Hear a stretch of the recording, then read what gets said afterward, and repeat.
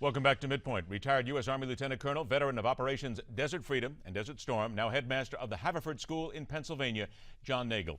Lieutenant Colonel, when you had a chance to speak with the president and his advisors and to tell them what you thought and others thought were right in what should be done in the Middle East, did you get the feeling that they were looking through you, that they had already made up their mind, and that no matter what you said, no matter what the military experts said, the president and people close to him were already convinced you were wrong and he was going to be right?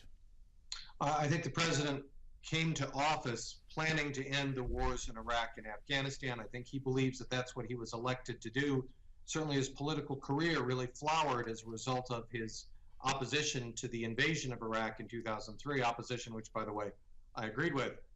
I did not think we needed to invade Iraq in 2003. However, having invaded Iraq in 2003, having put all that energy, destroyed order in Iraq, in the heartland of the Middle East, I believe that we needed to stay to stabilize the situation, to provide damping rods in that nuclear reaction that we had started. And so I don't believe that they tried very hard to keep troops in Iraq after 2011. And I'm deeply concerned right now that they currently plan to pull all American troops out of Afghanistan at the end of 2016.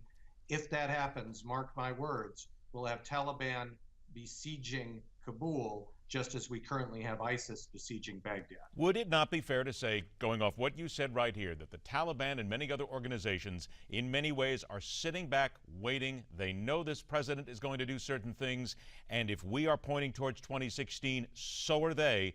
It takes years to get these major offensives up against the West, but they're working on it right now. Well, and we keep, that's exactly right. And we keep giving them our own time limits. When we impose time limits on our own actions, when the president correctly surges troops to Afghanistan, which he did in 2009, but announces the end date of the surge, coincident with announcing the surge, he's cutting his own policy off at the knees. The enemy knows just to wait him out, that he is not fully committed to this course of action. And I think that those actions have emboldened our enemies. I think that they have given an insight into our own ability to stick to landing on our own policy. And I think that that has put Americans at risk and put our interests at risk in Iraq and Afghanistan. What would be then your suggestion on what to do right now? And I'm going to pose one little hitch in all this. There's a report via ABC News that unnamed officials have already said that ISIS is already hit hard, but the offensive, the Iraqi offensive, could still be a full year away. So what do we do right now? I think that's far too long to wait. And so what we ought to be doing right now is not having 1,500 American advisors in Iraq far back from the front edge of the battlefield. They're doing good work. They're training Iraqi and Kurdish forces. They're making them better, but it's going to take an awful long time. We need to increase those advisors by a factor of 10. We need about 15,000 advisors on the ground, and they need to be embedded inside Iraqi fighting units on the front lines of combat, calling in airstrikes, sharing intelligence, providing a steel spine to those Iraqi and Kurdish units.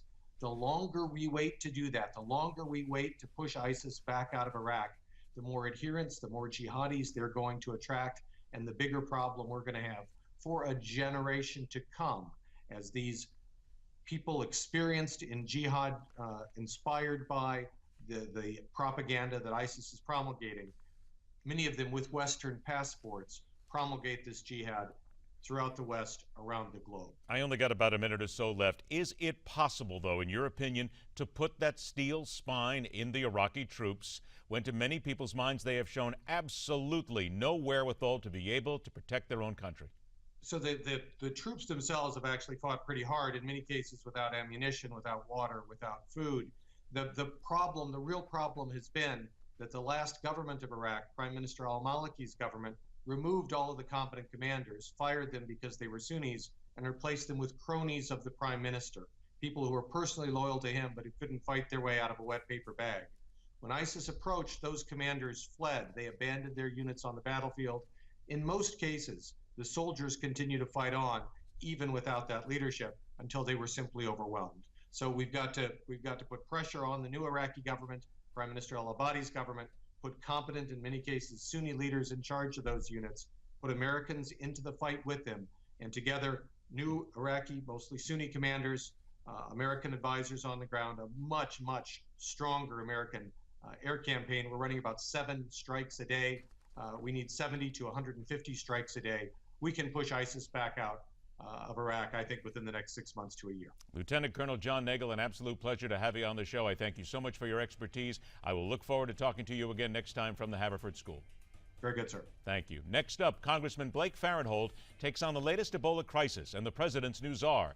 And later, at 43 minutes after the hour, an Ebola reality not one person in America wants to face. It is not a matter of panic. It is a matter of possibility. We'll deal with that and so much more when we deal in the facts right here on MidPoint, where every day we question everything.